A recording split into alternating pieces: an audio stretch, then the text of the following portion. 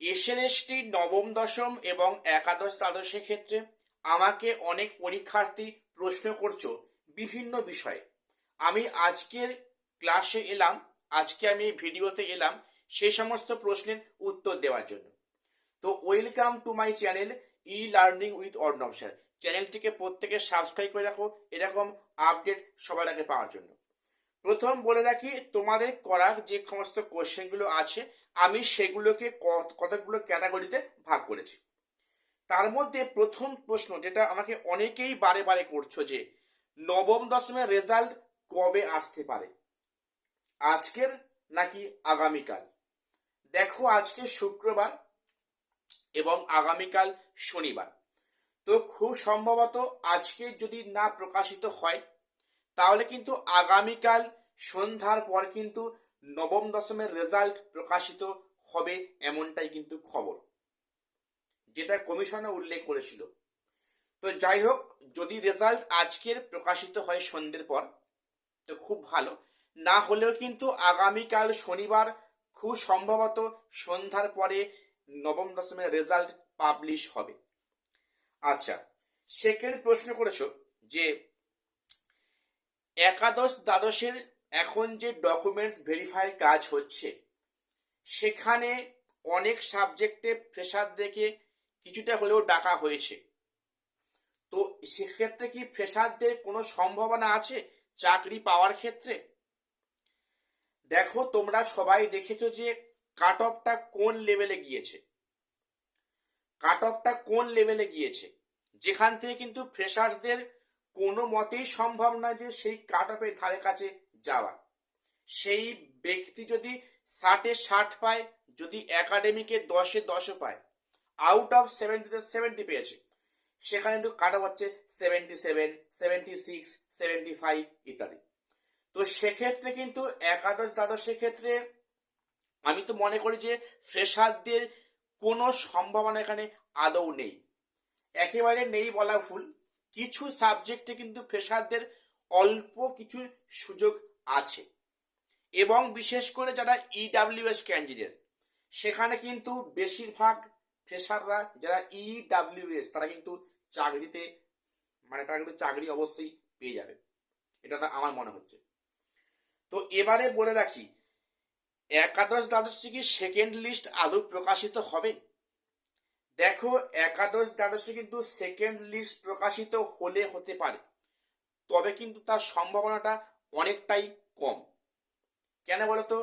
দেখো, যেখানে 1:1.6 রেশিওতে ডাকছে ডকুমেন্টস ভেরিফাই ক্ষেত্রে, সেক্ষেত্রে মনে করো ডকুমেন্টস ভেরিফাই কিছু ক্যান্ডিডেট বাদ পড়লেও কিন্তু ওই যে 1:1.6 রেশিওতে ডাকছে সেখানে কিন্তু সেই ভ্যাকান্টটা ওরাই পূরণ করবে।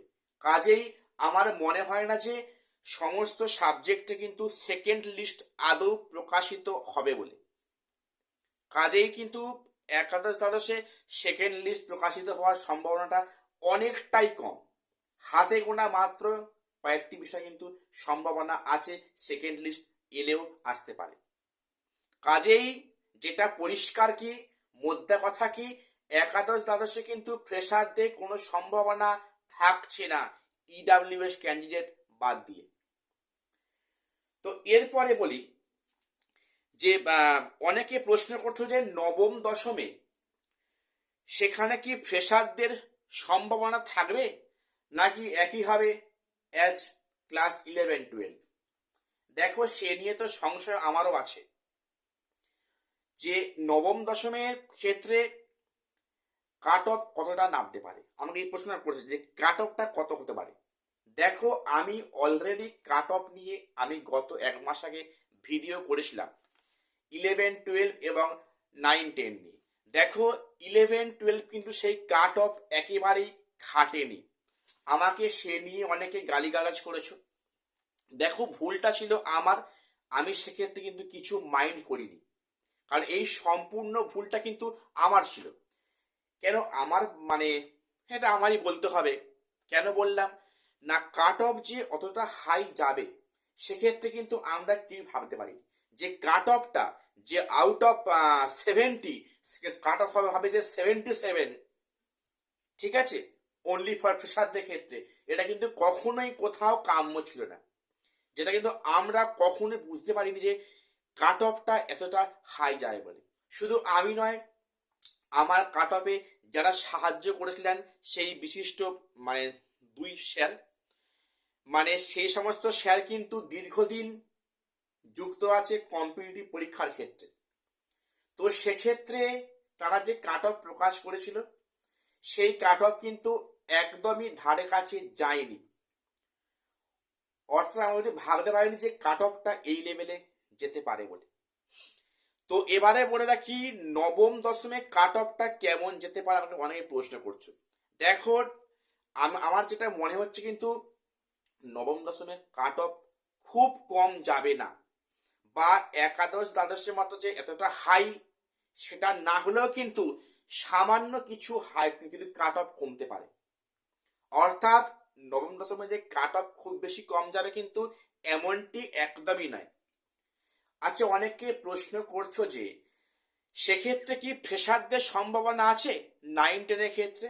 দেখো, কাট অফ কেমন যায় তার উপর ডিপেন্ড করবে যে ফ্রেশারদের সুযোগ আসে কি না আছে।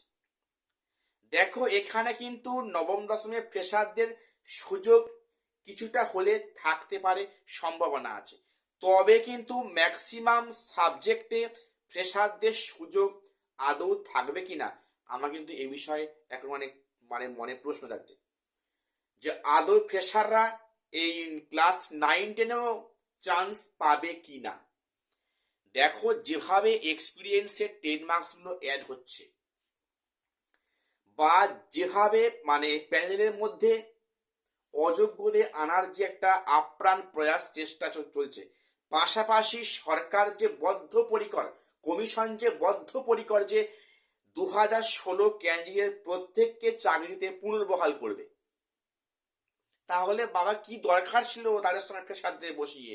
প্রেসারদের তো আলাদা করতে পারতে, তাই নাকি? তো এখন তো সেটা বলে আর লাভ নেই। কাজেই কাট অফ কিন্তু খুব কম যাবে না, তোমরা ধরে রাখো কিন্তু 11-12 যেমন কাট অফ হয়েছে তার থেকে 2-1 নাম্বার কম হতে পারে, তাছাড়া কিন্তু কাট অফ বেশি নিচে নামবে না। কাজেই আমি কাট অফ নিয়ে একটা ভিডিও করার ইচ্ছা আছে পুনরায়, তো দেখা যাক সেটা কি হয়।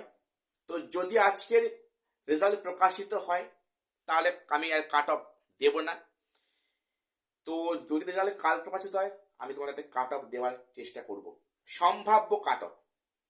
ঠিক আছে, তো এবারে আমার আজকে এটুকুই আপডেট দেবার ছিল।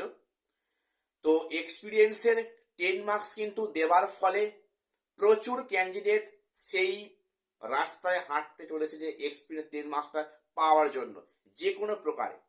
সে নিয়ে অনেক কোর্ট কেসও হচ্ছে, যা কিন্তু ফয়সালা এখনো হয়নি।